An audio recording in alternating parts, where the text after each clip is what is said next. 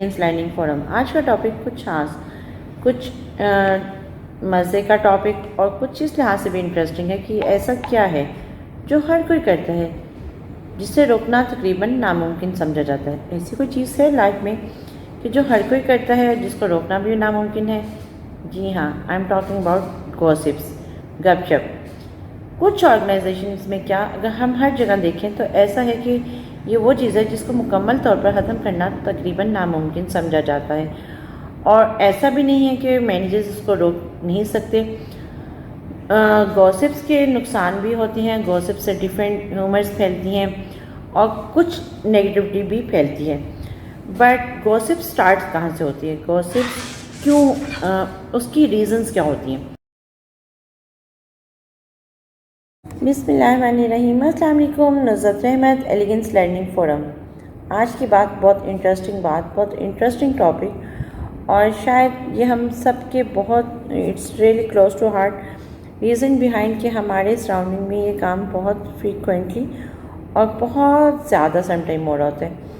और ऐसा भी होता है कि हम इस चीज़ से समटाइम इतना इरिटेट होते हैं और इतना फेडअप हो जाते हैं कि बहुत गुस्सा भी आता है, लेकिन सम टाइम ये चीज़ इंजॉयबल भी होती है। बट ऐसा क्या है कि जिसकी मैं बात कर रही हूँ, ऐसी कोई चीज़ है जो हर कोई करता है और हम उसको चाहते हुए भी तकरीबन नामुमकिन है कि हम उसको रोक सकें। जी हाँ, यहाँ मैं बात कर रही हूँ गॉसिप्स की। ऑर्गेनाइजेशन गॉसिप्स की बात पहले हम करेंगे, फिर हम फैमिली गॉसिप्स पे जाएंगे।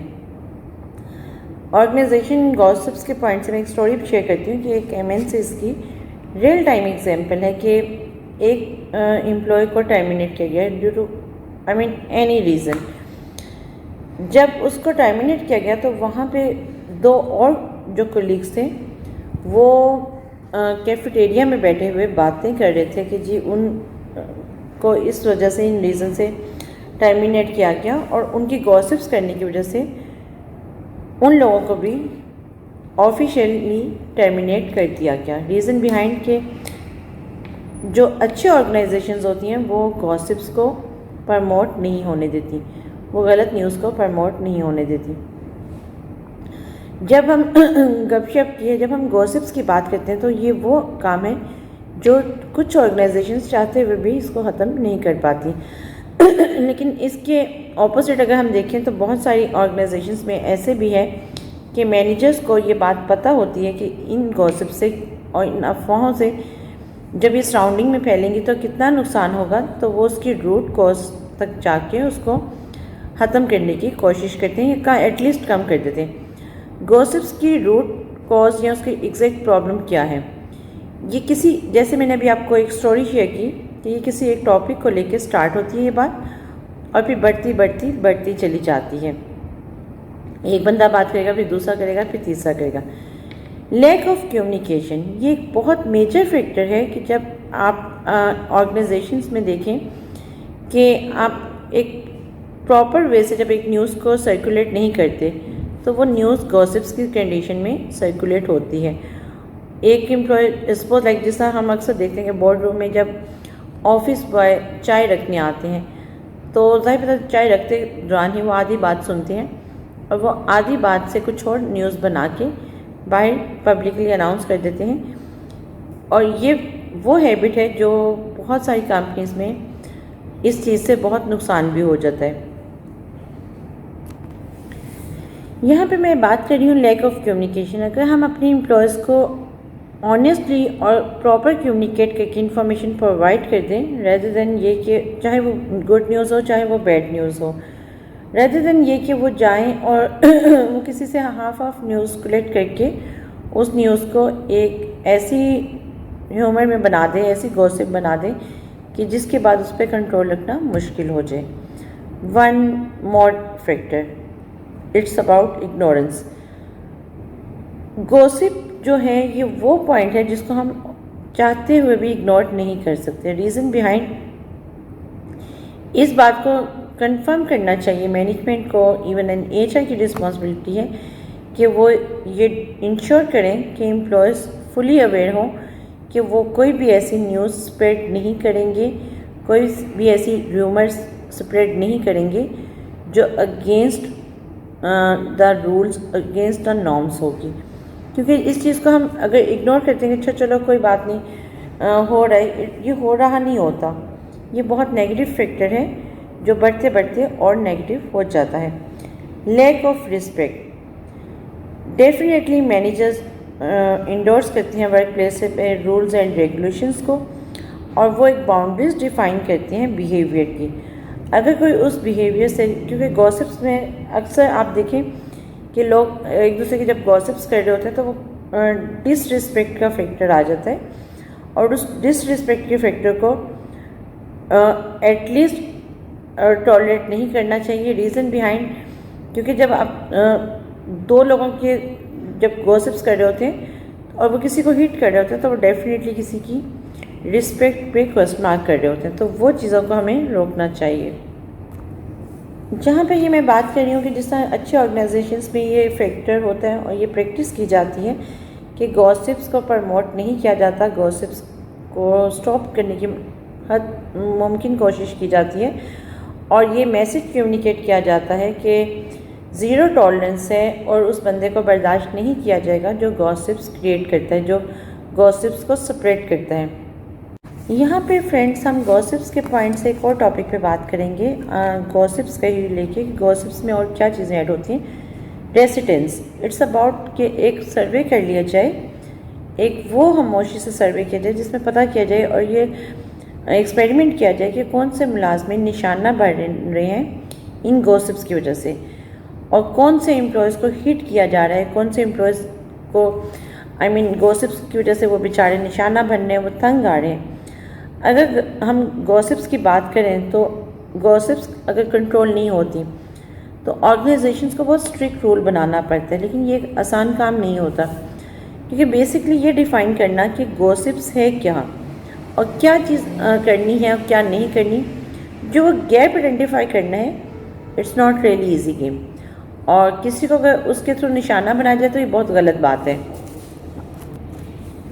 और अगर हम देखें तो बेसिकली गॉसिप्स की definition different persons different perspective से लेंगे, कल्चरल पॉइंट से ही डिफरेंट होगा, ऑर्गेनाइजेशन बिहेवियर के पॉइंट से ही डिफरेंट होगा, लेकिन एग्जैक्ट अगर हम देखें तो हम इसको उस तरह से आइडेंटिफाई नहीं कर सकते। लेकिन अगेन एक पॉइंट आता है कि इसको डिफ़ाइन करना, ये बताना बहुत लाजमी है कि वो चीज़ कि जिसकी वजह से किसी की ज़ात को हिट ना किया जाए, जिसकी वजह से कोई तकलीफ़ में मत आए।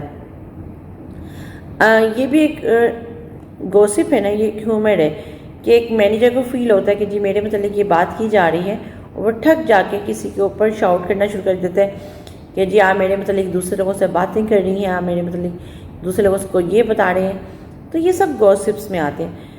पॉइंट ये आता है कि ऑफकोर्स जब आप जितने सीनियर लेवल पे जाते हैं तो आपको ये पता होना चाहिए कि आपने बिहेव क्या करना है, आपका वे ऑफ एटीट्यूड क्या होना चाहिए, आपका वे ऑफ डीलिंग क्या होना चाहिए। ये नहीं कि आप किसी की बात सुने और ठग आके कह दें कि जी आपने मेरे मतलब ये बात की है, तो इसका मतलब है ये वीकनेस उस पर्सन में है और वो उसको कोई डाउट है अपने ऊपर, तो तभी वो आके शाउट कर रहे हैं, वरना डेफिनेटली वो किसी की गॉसिप की वजह से अपने जो ऑफिशियल रिलेशन है उनको ख़राब नहीं करेगा।